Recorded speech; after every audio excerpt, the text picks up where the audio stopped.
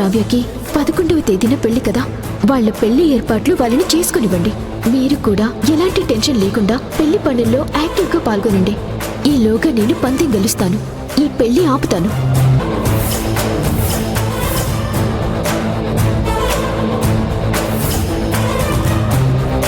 Rajiv, coffee తీసుకో.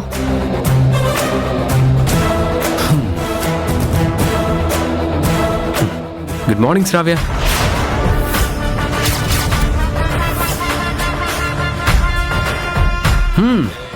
మంచి coffee.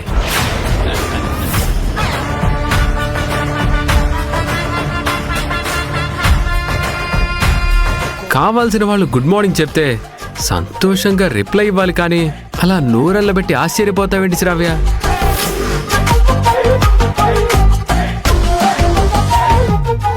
Rajiv, అమ్మా ఫ్రెష్ అయ్యావా?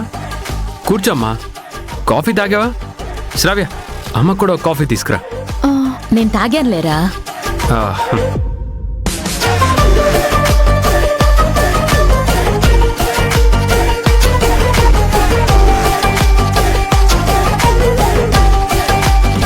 అలాగే నిలబడిపోయావేంటమ్మా? కూర్చోమ్మా. ఒరే రాజీవ్, నిన్ను చూస్తుంటే భయమేస్తోందిరా. ఎందుకమ్మా భయం? నువ్వే అర్థం చేసుకోమంటావు, మంచిగా ఉండమంటావు, ఇంత గోల చేస్తావు. ఇలా ఉంటే భయం వేస్తుంది అంటావు. నేనెలా చావాలి చెప్పమ్మా? సరేలే గాని ఈరోజు పసుపు కొడుతున్నావురా. కొట్టండి,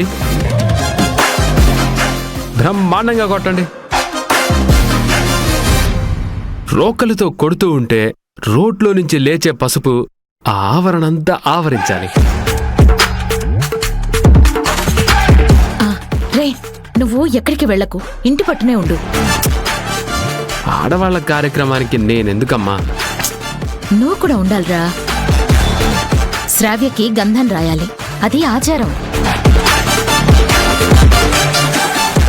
ఆ ఆచారం పాటించకపోతే అపచారం అవుతుంది. ఉంటానమ్మా.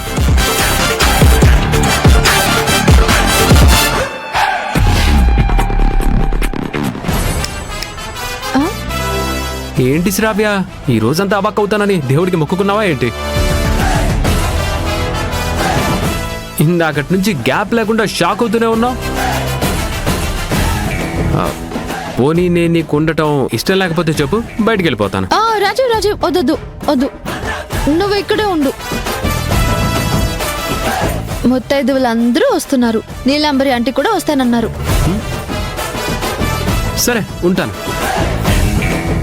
నీలాంబరి ఆంటీ తనే వస్తుందా, లేకపోతే నేనే నా కార్లో తీసుకురావాలా?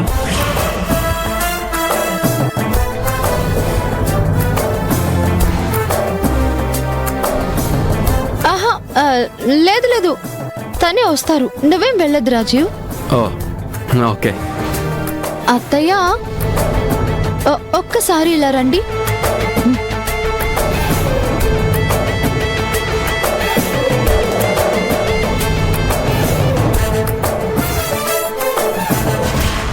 ఏంటి శ్రావ్య? అత్తయ్య, పసుపు కొట్టే కార్యక్రమం మొదలు పెట్టడానికి ఇంకా టైం ఉంది కదా. ఈలోపు రాజీవ్ని తీసుకెళ్లి ఏదైనా డాక్టర్కి చూపిద్దాం. ఎందుకు శ్రావ్య? ఎందుకు అంటారేంటి అత్తయ్య? చూసారా ఎంత విచిత్రంగా బిహేవ్ చేస్తున్నాడో. మనల్ని సంతోషంగా పలకరిస్తున్నాడు, చెప్పిన ప్రతిదానికి కాదని ఎదురు తిరగకుండా సరేనని ఒప్పుకుంటున్నాడు. ఏదైనా ప్లాన్ చేశాడేమోనని నాకు భయంగా ఉంది అత్తయ్య.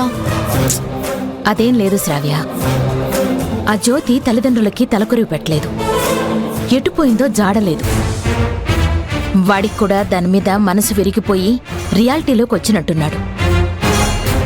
నువ్వేం టెన్షన్ పడకు, పద పనులున్నాయి.